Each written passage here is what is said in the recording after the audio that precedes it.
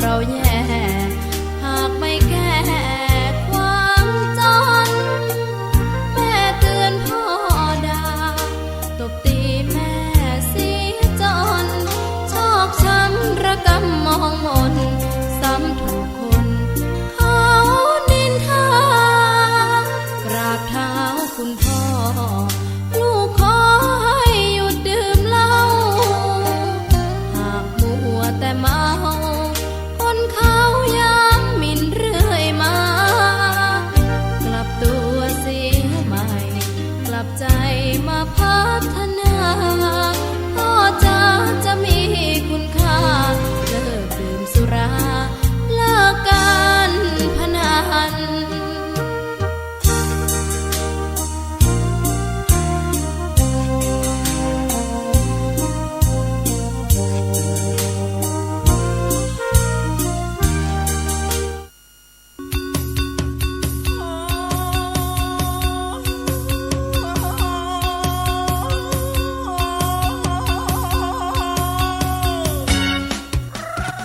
ข่าวสารเพื่อการประชาสัมพันธ์ขอเชิญชวนศรัทธานักศิลป์นักบุญทั้งหลายร่วมทำบุญฉลองถาวรวัตถุและเสนาสนะปล่อยหลวงฉลองสมโภชการก่อตั้งวัดวังสิงห์คำครบ149 ปีณวัดวังสิงห์คำตำบลป่าแดดอำเภอเมืองเชียงใหม่จังหวัดเชียงใหม่15 กุมภาพันธ์ช่วงเช้า 9 นาฬิกาเป็นวันถวายตาลจ้อตาลตุง22 กุมภาพันธ์ช่วง 19 นาฬิกาพิธีเจริญพุทธมนต์เทศนาธรรมสมโภช23 กุมภาพันธ์ 9 นาฬิกา 9 นาทีโอกาสเวียนตาลถวายสิ่งก่อสร้างถวายเครื่องทยทานแด่พระสงฆ์24 กุมภาพันธ์เป็นวันตกแต่งดาเครื่องทยทานวันหอมตาลวันเสาร์และวันอาทิตย์ที่25และ26 กุมภาพันธ์ 2566ตั้งแต่เวลา 9 นาฬิกาเป็นต้นไปคณะศรัทธาวัดวังสิงห์คำและหัววัดต่างๆแห่เครื่องทยทานเข้าร่วมทำบุญในโอกาสนี้ก็เชิญชวนศรัทธาสาธุชนร่วมทำบุญรับเป็นเจ้าภาพสังฆทานถวายพระมหาเถรานุเถระที่นิมนต์มาเจริญพุทธมนต์สังฆทานถวายหัววัดและขอเชิญชวนทุกท่านร่วมงานและร่วมทำบุญในครั้งนี้โดยทั่วกันติดต่อบริจาคร่วมทำบุญได้ที่วัดวังสิงห์คำ081-783-6540ได้ทุกวันก็เป็นงานบุญงานกุศล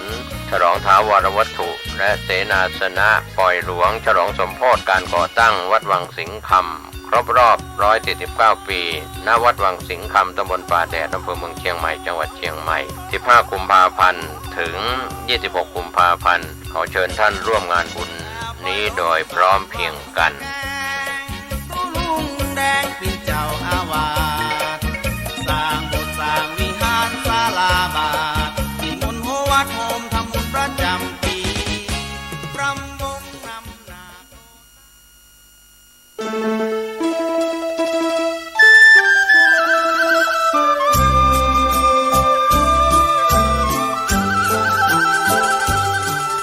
พิธีบำเพ็ญกุศลออกเมรุพระราชทานเพลิงศพพระครูสิริวิชยางกูลพระมหาจรูนสุจิตโต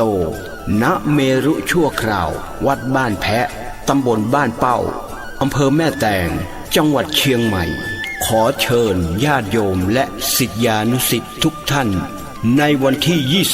25ถึง29 มกราคมพุทธศักราช 2566ติดต่อร่วมทำบุญได้ที่พระมหาธิวากรคัตติยสิริเจ้าอาวาสวัดบ้านแพะเบอร์โทรศัพท์0829791635ทางวัดยินดีที่ญาติโยมจะรับเป็นเจ้าภาพโรงทานและร่วมทำบุญทายทานจำนวน100 ชุดละ 2,000 บาทจึงขอเชิญญาติโยมและศิษยานุศิษย์มาณที่นี้เจริญพร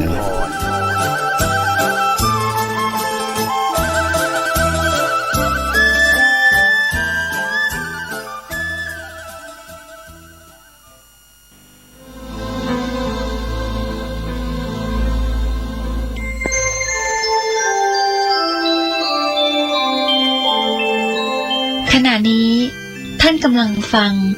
สถานีวิทยุกระจายเสียง FM 104.5 เมกะเฮิรตซ์ ขอความเจริญในธรรม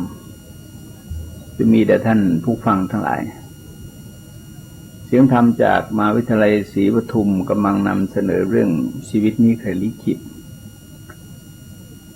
มาถึงประเด็นเบื้องหลังของชีวิตก็ได้แก่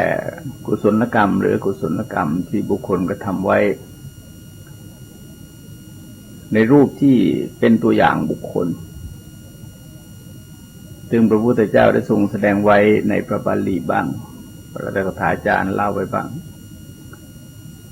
แล้วก็มังพูดมาถึงบุคคลในปัจจุบันที่มีการจารึกเรื่องราวต่างๆของท่านเหล่านั้นเอาไว้เพื่อเป็นแบบอย่างให้เห็นกระบวนการของกรรมว่ามันก็ปรากฏอยู่ในชีวิตของคนเราทุกๆคนเองและเราก็รับผลของกรรมอยู่ทุกวันเพียงแต่ว่าเป็นเรื่องดีเรื่องไม่ดีหรือเรื่องกลางๆเท่านั้นเอง